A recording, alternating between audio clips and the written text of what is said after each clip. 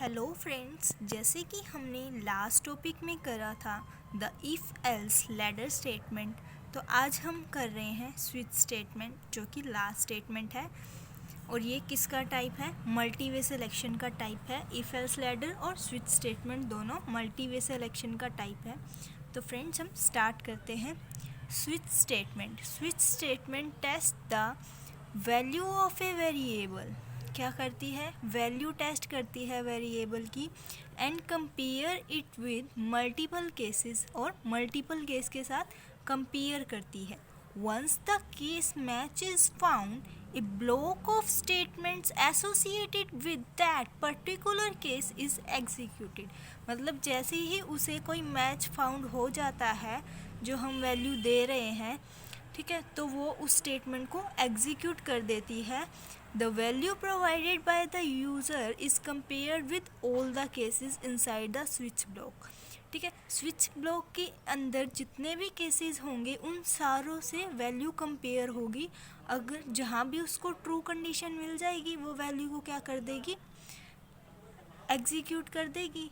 अगर उसको true condition नहीं मिल रही, कोई भी कंडीशन ट्रू नहीं हो रही, सारी हमारे पास क्या आ रही है? फॉल्स आ रही हैं, उसे कोई भी मैच नहीं मिल रहा, तो कहाँ जाएगी? इफ एल्स लैडर की तरह वो डिफ़ॉल्ट स्टेटमेंट में चली जाएगी और डिफ़ॉल्ट स्टेटमेंट को एग्जीक्यूट कर देगी। ठीक है, and control goes out of the switch block. और कंट्रोल क्या है? स्विच ब्लॉक से बाहर चला जाएगा डिफ़ॉल्ट स्टेटमेंट को एग्जीक्यूट करने के बाद। ठीक है फ्रेंड्स, तो अब हम इसका सिंटैक्स देखते हैं जिससे आपको समझ आ जाएगा अच्छे से। देखो फ्रेंड्स, इसका सिंटेक्स क्या है? Switch expression. ठीक है, स्विच और ब्रैकेट में एक्सप्रेशन। सबसे पहले स्विच स्टेटमेंट स्टार्ट हो रही है तो कर्ली ब्रेसेस स्टार्ट कर रहे हैं। केस वैल्यू 1, हम सबसे पहले फर्स्ट केस वैल्यू को चेक कर रहे हैं। अगर वो ट्रू हो जाती है तो ब्लॉक 1 को एग्जीक्यूट कर देगा। अगर वो ट्रू नहीं होती तो इस केस को ब्रेक करके वो नेक्स्ट केस पे जाएगा, फिर उसे चेक करेगा सेकंड केस वैल्यू को। अगर सेकंड केस वैल्यू ट्रू है तो उसको एग्जीक्यूट कर देगा, अदरवाइज उसको ब्रेक करके नेक्स्ट केस पे जाएगा। अगर वो ट्रू है तो उसको एग्जीक्यूट कर देगा, अगर वो भी फॉल्स है नहीं तो नेक्स्ट पे जाएगा। ऐसे करके अगर सारी वैल्यूज़, अगर सारे केसेस फॉल्स हो रहे हैं तो वो किस पे आएगा? डिफ़ॉल्ट स्टेटमेंट में आएगा और डिफ़ॉल्ट स्टेटमेंट को एग्जीक्यूट कर देगा, डिफ़ॉल्ट केस को। ठीक है फ्रेंड्स, अब डिफ़ॉल्ट केस के बाद हम ब्रेक यूज़ कर भी सकते हैं और नहीं भी, ये हमारी मर्ज़ी है, क्योंकि डिफ़ॉल्ट स्टेटमेंट के बाद कोई और स्टेटमेंट नहीं है, तो ये हमारी मर्ज़ी है कि हमें यूज़ करना है या नहीं, वैसे कोई नीड नहीं होती। ठीक है फ्रेंड्स, तो अब हम एक छोटा सा प्रैक्टिकल देखते हैं ताकि आपको क्लियर हो जाए। फिर नेक्स्ट लेक्चर में मैं आपको प्रोग्राम को रन करके दिखाऊंगी। देखो फ्रेंड्स, सबसे पहले क्या है? Hash include stdio.h header file है। उसके बाद हमने लिया मेन फंक्शन। मेन फंक्शन के अंदर हमने डाटा टाइप लिया इंटीजर और एक वेरिएबल ले लिया i। ठीक है, अब i को हमने वैल्यू दे दी i इज़ इक्वल टू 1। ये देखो, i को हमने वैल्यू दे दी i इज़ इक्वल टू 1।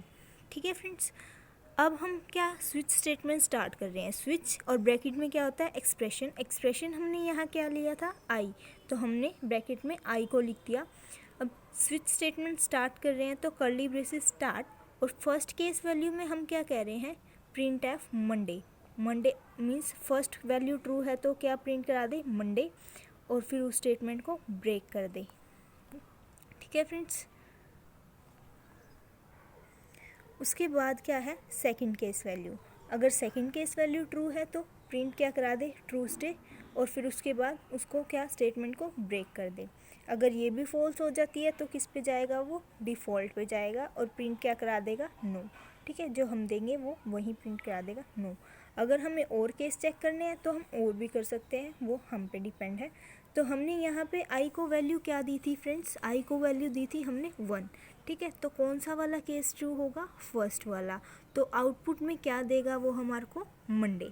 ठीक है फ्रेंड्स, तो इसे हम ऐसे यूज़ करते हैं। इसका अपना एक स्विच का स्ट्रक्चर होता है वो इसलिए कहते हैं हम, क्योंकि मोस्टली केसेस में क्या होता था कि एक केस स्टार्ट हो रहा था, एक कंडीशन स्टार्ट हो रही थी तो हम कर्ली ब्रेसेस को स्टार्ट करते थे, कंडीशन ख़त्म हो रही थी तो हम कर्ली ब्रेसेस को क्लोज़ करते थे। बट इस केस में ऐसा नहीं है। इसमें क्या है, हम ब्रेक का यूज़ कर रहे हैं, कर्ली ब्रेसेस क्लोज़ नहीं कर रहे। वो कब क्लोज़ कर रहे हैं, जब पूरी स्विच स्टेटमेंट ख़त्म हो रही है।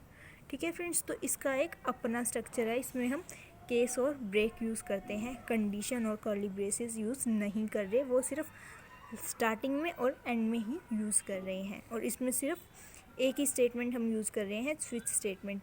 इफ़ एल्स लैडर में हम इफ़ स्टेटमेंट का भी, एल्स इफ का भी और एल्स का यूज़ कर रहे थे। ठीक है फ्रेंड्स, तो स्विच स्टेटमेंट को हम ऐसे परफॉर्म करते हैं। नेक्स्ट लेक्चर में हम अपना इस प्रैक्टिकल को रन करा के देखेंगे और फिर उसके बाद हमारा नेक्स्ट टॉपिक है लूपिंग का।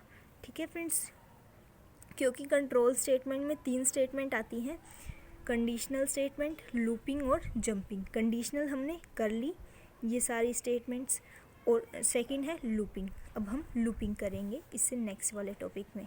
ठीक है फ्रेंड्स।